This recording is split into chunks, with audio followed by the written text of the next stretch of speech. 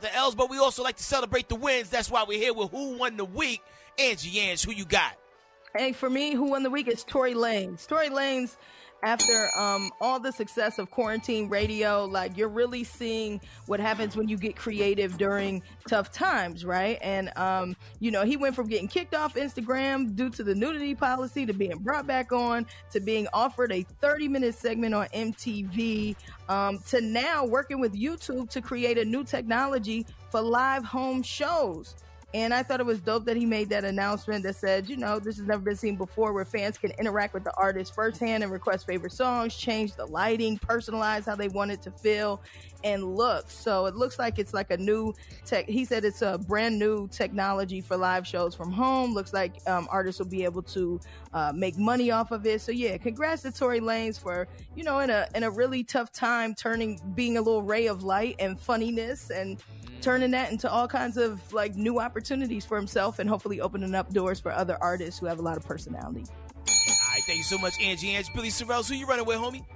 I'm going to give it to an unlikely person, and his name is Dennis Rodman. I think one thing that we witnessed this week is how hard Dennis worked and how much he was accused of being a distraction. Remember how many tabloids and how much he was in part of the headlines because of his tattoos in his hair. But whatever he had going on in his personal life, it never stopped him from being great on the floor. And we saw how unselfish and a great teammate Dennis Rodman was, and he was applauded by his coaches and his co-staff. So that's dope, man.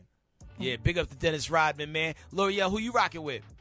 All right, now I'm going to have to give it was kind of a no-brainer for me.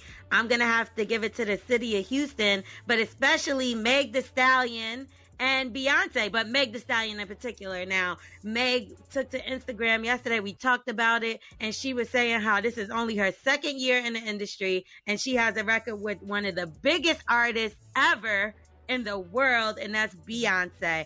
And not only that, but they're also using this Savage remix to give back to people during this time of this nasty situation we're in with this pandemic, and they're giving money back to the Bread of Life charity, all the proceeds of the Savage remix.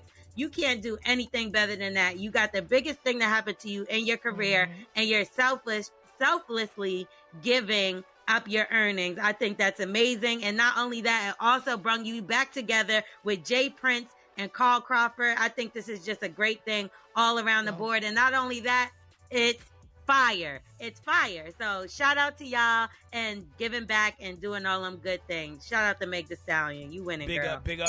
Yo, for me, man, I got to bounce the ball over to Drake, man. This dude burst onto the scene in like 2006 or something like that with a mixtape. Takes the rap game by storm.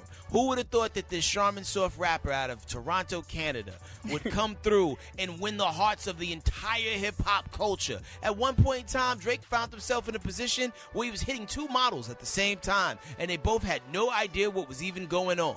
He then goes on to Melissa Ford. He had the ability to be in a wheelchair, out of a wheelchair, and he also has a bed that is $400,000. His bed costs more than a lot of people's houses. What is it made of? Deceased human skin? I don't know, but it's an expensive bed, and not everybody knows what that feels like. He is quarantined in his house, which is the size of a small mall. All right, we only could wish that we could know what that feels like. You know what I'm saying? I think his pool has a pool in the pool. His crib is that big, and then anytime he drops something, people rock with it. Have you seen the artwork for his new album? It looks like he found it in the and he's like, you know what? I'm gonna use this. This is gonna be my artwork. Who is this black man on the cover? It looked like someone who got killed in Rosewood, but we're rocking with it. Why? Because he's Drake, and he can do all things through his Drakeness. So Drake, for me, you won the weekend. Be sure you check out his brand new album, man. The Dark Lane Demos or something like that, man. It's out right now, man. Big ups to you. You want to be successful, and you are. Big ups to Drake. It's the Morning Hustle, y'all. We are the Morning Hustle.